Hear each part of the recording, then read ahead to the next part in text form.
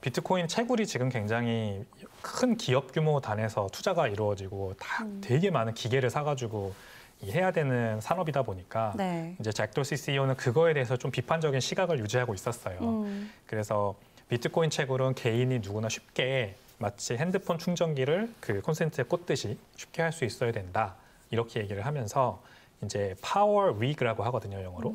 그래서 어떤 기계, 뭐 아답터 같은 기계라고 할 수 있는데 그런 거를 자기가 만들어가지고 개인한테 이제 주고 개인이 네. 그거를 꽂기만 하면은 바로 채굴이 돼서 자기가 비트코인 보상을 얻을 수 있는 그런 거를 만들겠다라고 이제 얘기를 한 거죠. 네. 근데 그거에 대해서 어떤 디테일한 방향성이나 전략이 나와 있지는 않기 때문에 뭐 어떤 식으로 앞으로 이 사람의 계획이 발현될지는 좀 지켜봐야 되긴 하겠습니다만 네. 만약에 실현이 된다면 진짜로 좀 센세이셔널 할 수는 있을 것 같아요.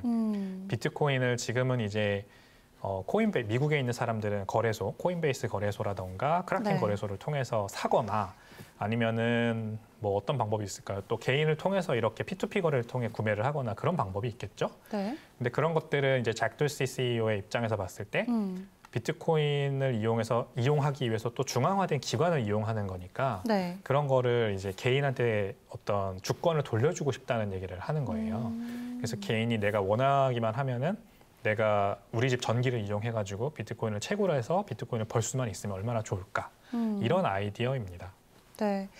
이게 기술적으로 정말 실현이 가능할지도 되게 의문인데 사실 이제 중국에서는 해시레이트가 0이 됐다고 얼마 전에 발표가 나기도 했고 이제 미국을 좀 중심으로 이 비트코인 채굴이 본격화되고 있는 와중에 갈수록 채굴이 더 어려워지고 있는 거잖아요. 이미 채굴이 대다수가 된 상황에서 얼마 남지 않은 비트코인을 채굴하기 위해서 이 기존의 대형 마이닝 업체들도 이렇게 힘을 쓰고 있는데 뭐 핸드폰 충전하듯이 다른 코인도 아니고 비트코인을 채굴한다? 이 현실 가능성이 있는 발언처럼 개인적으로 들리세요? 저는 개인적으로는 현실 가능성이 좀 낮다고 생각을 해요. 만약에 그게 가능하게 하려면 또 어떤 잭 돌시가 만든 회사가 중추가 돼가지고 네. 그 개인들의 핸드폰에 있는 그런 데이터라던가 아니면 전력 파워 같은 것들을 모아서 그 모은 어떤 말하자면 모빌라이제이션이죠. 파워의 모빌라이제이션을 자기가 이룬 다음에 그걸 이용해서 채굴을 하면 가능할 수도 있을 것 같아요. 예전에 그 일론 머스크가 한번 비슷한 얘기를 한 적이 있거든요. 네. 사석에서. 네. 그래서 테슬라 자동차는 전기차잖아요. 그쵸. 그러다 보니까 전기 배터리가 항상 풀 충전돼 네. 있고 특히 차가 운행되지 않는 밤에는 그냥 충전으로 꼽아 놓잖아요. 네. 그때 그 남아도는 전기를 이용해서 말하자면 놀고 있는 전기를 이용해서 채굴을 하면 어떠냐 이런 제안을 한 적이 있어요. 뭐 그것도 아직 실현되지 않았지만 만약에 그것도 실현된다면 정말 대단하긴 하죠.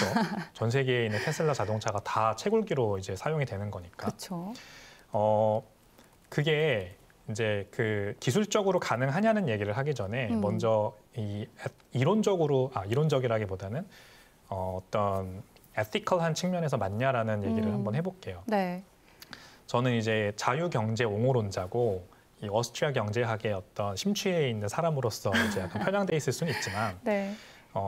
채굴의 장점, 비트코인의 채굴 시스템이 도입돼 있다는 것의 장점, 그게 이제 이더리움보다 더 나은 방향인 점은 뭐냐면 채굴 경쟁이 일어난다는 거예요.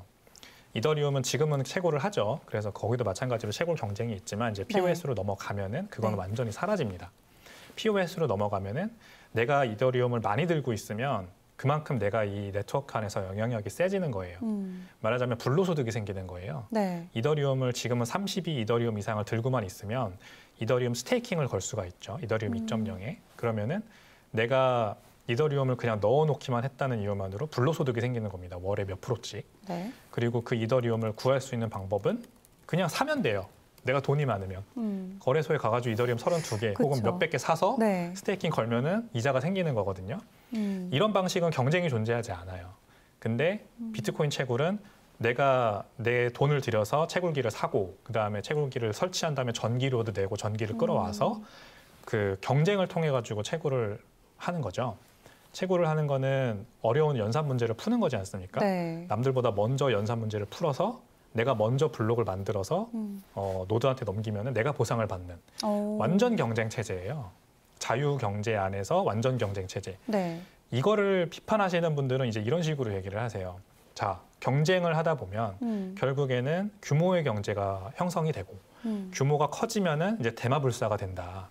그러니까 가장 큰 채굴자 몇 개만 남아가지고 채굴을 독식하게 되면은 그쵸. 그게 바로 센트럴라이제이션이 아니냐라고 네. 하는 얘기를 하시는데 네. 그거는 좀 잘못된 말씀이신 게 의견이신 게 지금 그런 식으로 세계 경제가 흘러갔으면은 우리가 살고 있는 이 자본주의 경제도 몇 개의 회사들이 독식하는 자본주의 완전 독재 체제가 됐었어야 돼요.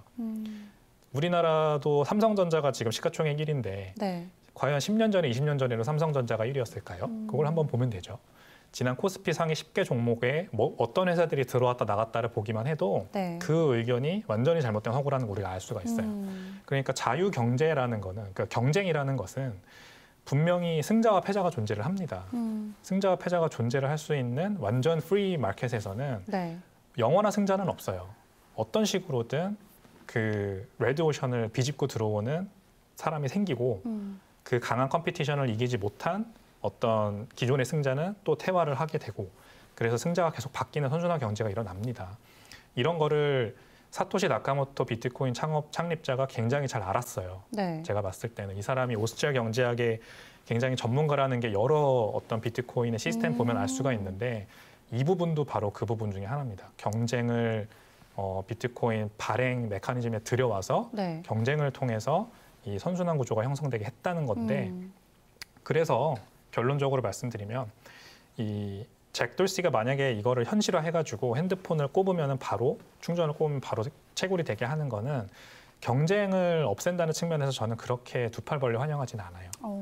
네, 이거는 개인이 됐건 기업이 됐건 어떤 자본의 모빌라이제이션을 자기가 더 잘 이뤄서 남들보다 경쟁력이 뛰어난 그 기술을 이용해서 채굴을 해가는 거 거기에 대한 보상을 얻는 것들이 더 나은 방법이라고 생각을 하고 어떤 누군가가 또 나서가지고 그런 것들을 개인이 다 할 수 있게 만들어주겠다는 게 사실 말은 좋은데 비트코인의 장기적인 어떤 발전을 위해서는 그렇게 좋은 방향은 아니라고 생각하고 현실 가능성도 그래서 낮다고 생각을 합니다. 네.